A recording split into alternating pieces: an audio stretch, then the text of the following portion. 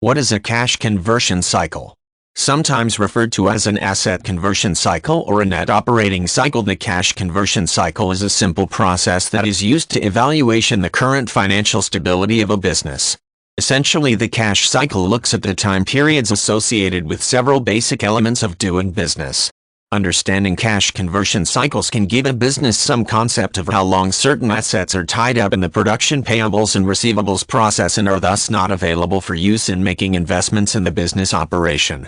It is helpful to think of the cash conversion cycle as identifying the number of days it takes from the acquisition of the raw materials used to create products all the way through to the time that payment is received for the manufactured goods. This is compared to what is known as the average stock holding period. Essentially, this is the closing stock at the end of the day and what the return would be if the raw materials were paid in full and payment had been received for the goods that were produced using those same raw materials. Obviously, a shorter span of days is the indication of a positive cash conversion cycle since the investment is returned with a profit in a shorter period of time. Because the return is received sooner rather than later, there is the opportunity to invest the collected net revenue and accrue an even greater return.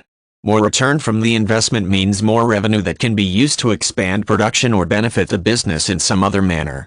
Longer or negative cash cycles can indicate there is a problem somewhere in the process. The problem with the cash conversion cycle may be in the area of accounts receivable if some customers are taking longer to pay outstanding invoices for the delivered goods. In the event that a business is delaying payment on the raw materials until the finished goods are paid for by the customer, there may also be additional finance charges that run up the overall raw materials costs. If a long cash conversion cycle is indicated, it is important to analyze the situation thoroughly, uncover what is causing the delays, and take steps to correct the situation.